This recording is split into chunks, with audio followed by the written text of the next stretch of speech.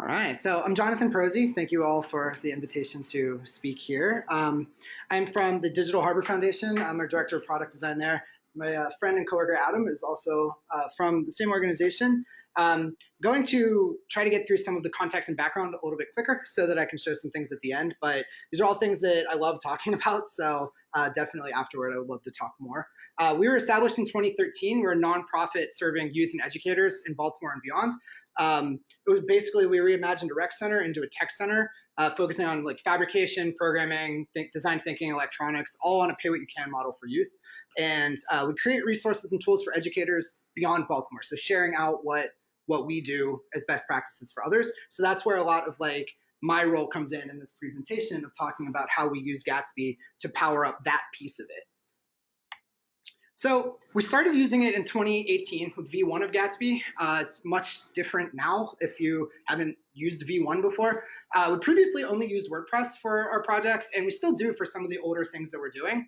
But we needed different solutions for our newer projects that we were doing. And a big piece of that is because we needed to be able to create very, very performant and accessible experiences while also being able to really leverage reusability, because I'm largely the sole person. Adam, when I'm able to tap into Adam is not for his help, I can, but really I saw Gatsby and JAMstack as ideal for all of our new projects that we were doing for some of the reasons that we'll talk about. So the biggest thing for us, these are two slides of these reasons, because when I did like a pro and con for it, there were so many pros, really. Basically being able to tap into the React ecosystem through the hydration on the front end of Gatsby while still getting all of the static site benefits. So that covers our performance and accessibility checkboxes for that. Also, the plugins in the community, especially when this was new for me, it really helped to have the plugins, the starters, and things like that. Especially if I don't have a lot of time to be able to get something up and running, leveraging that was awesome and still growing nonstop. So the best practices that are baked into Gatsby was one of the things that immediately sold me on it. So really, it takes my experience and view, it takes like time to actually it takes effort to like make a Gatsby site like not performant and accessible. So just knowing that I can start with that as a baseline and then work to maintain that as I'm developing a site was awesome. Also, the security and maintenance piece of this and the hosting. So the AWS has been awesome for us, as is Netlify, because we're trying to keep costs at free or as low as possible for working with nonprofits for us or others. And then the security and maintenance piece, we were managing tons and tons of WordPress sites, which is my next thing here is we were trying to add more features to our existing WordPress sites, or we were trying to spin up so many WordPress sites for one-off purposes that like the maintenance of that and the hosting costs and the security meant that someone on our team or someone on a nonprofit team needs to spend a lot of time making sure that that is properly done. Otherwise, there's a lot of risk involved with that. So the other piece of this, the access and performance needs, the educators and students we work with have super unreliable network connections, especially in Baltimore City. And Adam can speak to this afterward. There's around 57,000 houses that don't have internet access in Baltimore. And also within the schools, unreliable networks, maybe they can load a resource once and then not again. Or it's just not something that teachers can rely on.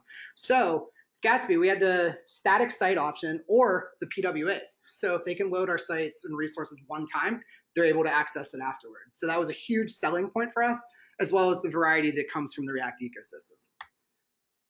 Team had concerns, and by team, I mean largely our non-technical team, like content editors, authors, people like that, because they were very comfortable within a monolithic ecosystem of WordPress. They also were concerned about adding complexity for the non-technical staff as far as authoring. Same with like customization of sites, shortcodes, a lot of the things that come from being in a WordPress environment. Like you get a lot of that out of the gate that benefits a lot of non-technical adoption. Now, the benefits outweighed the concerns for sure, but that was a big piece of the evaluation, especially on a small team with very strapped, we had to be very scrappy a lot of the times. So I'm going to highlight one particular project that was a very clear example of why we needed to use Gatsby. Something called PyPortal was a project we created this spring, and Adam and I worked a lot on this. The needs for it was a research project that we were implementing. We needed a content portal that could run on Raspberry Pis in schools that have very unstable network connections. So It needed to also have a learner-centric approach. So like that was some of the layout and design pieces. Needed to be accessible and optimized. We also needed to be able to add new features if we needed to, such as authentication, or if we needed to update content, we also had to be able to do that. So there was some on our staff that were like, oh, let's just make it like a WordPress site like we've done before, but that wouldn't address a lot of those pieces for us, such as the accessibility or like all those I had concerns around. So our actual implementation for it, we got the PWA by really just tweaking Gatsby plugin offline, which is so awesome to have that much power from something just like a single plugin. Same with the Gatsby image. We got so much out of the box from that, right? And then we put it on AWS, scaffolded with Amplify. So Amplify is awesome. We loved it. Same with our CI/CD, the content updates.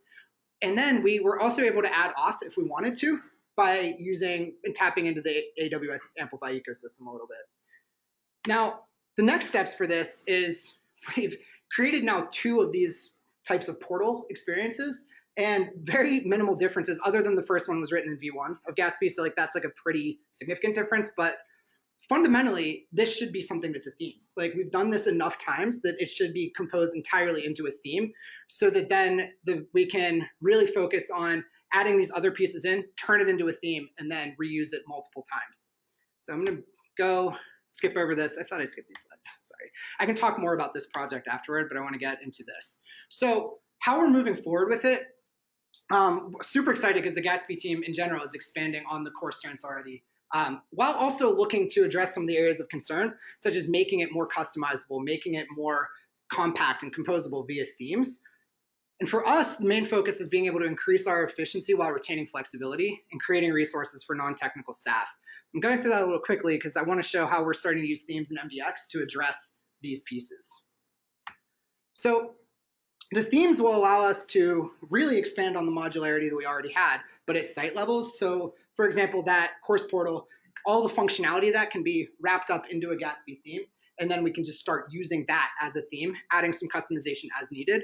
And then another project that I was mentioning is the gallery. It's a youth project gallery. That also can then become a theme. And then those things can be combined together as 2 themes in a site if we needed to. Now, theme UI is also something we're exploring a lot. It basically wraps the site-wide cosmetic customization. So you can do color modes like dark mode or all sorts of different fun color options. And that addresses one of our staff concerns about customization of sites at a more abstracted level. So I already covered some of these pieces. The other thing is that we're really excited about is being able to use theme options to change particular data sources. For like if our portal, we used Markdown for one of them, we used a headless WordPress for the other.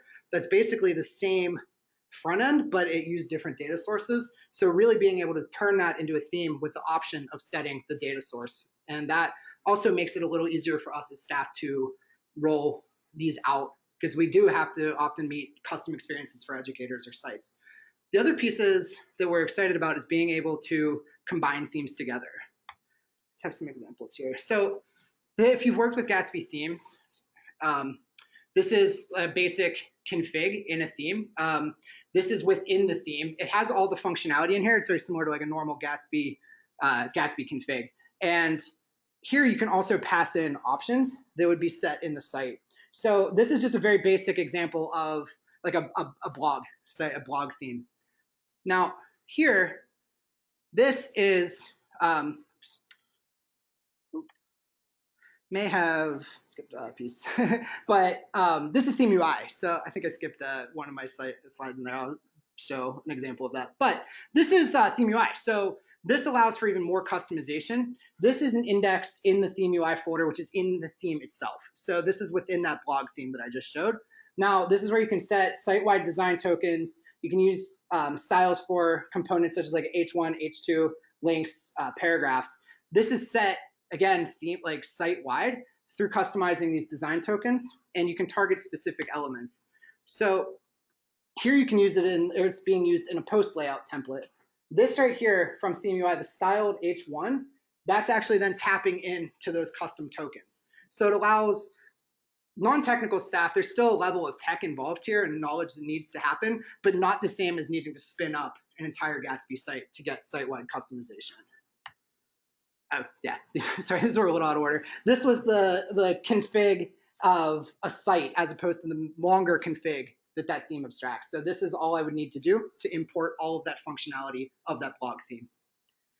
One, and then this is just a test site showing these are all the design tokens, such as the colors that can easily be switched out. One more piece on MDX, just sorry if I'm taking a little over my time here. So MDX is the other big piece that we're super excited about using because it addresses the second issue, which is how do we support and level up non-technical staff for authoring content. So with MDX, you get the power of React components within Markdown, which is awesome. And I love that this exists. I'm able to create the components, and then our staff are able to essentially pull them in as they need. They can hook into the front matter, which is really, really cool. So if you have some values in the front matter, you can actually tap into that with MDX or with the React components. This allows us to create a reusable library for our content authors, which is something that's in progress. So this is sorry if it's not super legible, but this is just a MDX file. So the title has some front matter there. I have some imports here of just like a layout, a horizontal layout, and then a button component. Able to actually tap into the front matter in the button to set to access that title, and then also just playing around with kind of like a Gutenberg-ish style of like, oh, can you actually bring in layout components? And so what this looks like is a button, which is a React component that's accessing that front matter title, and then also this is the first instance of that layout, that horizontal layout.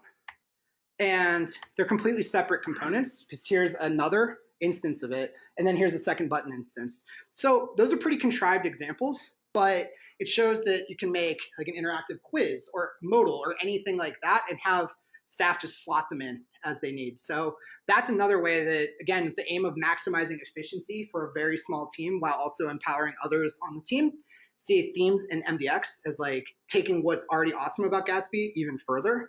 And the considerations is, again, this is largely from my perspective within our single nonprofit.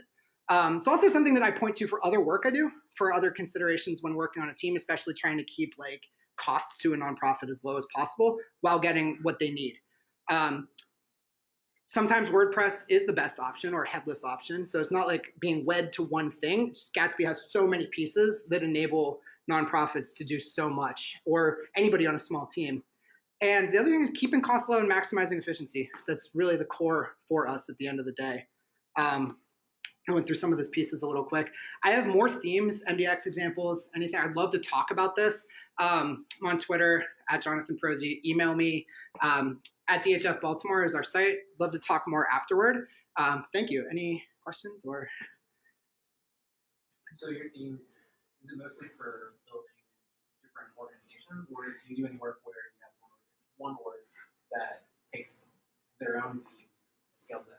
Both. Like, so right now we're primarily focused on where we have these course portals, and then like other orgs would want to use one-offs of those, right? So like a particular site may need a customization from like something that we've created, like a course portal, but add in the functionality of like a gallery or something like that. So that's one aspect that because we create resources for others, so like that's a lot of it. But in personal work that I've done, like with the Wave site, it's a little bit more of like we started that site with the base functionality that we need, and then just adding more to it as we go. Yeah.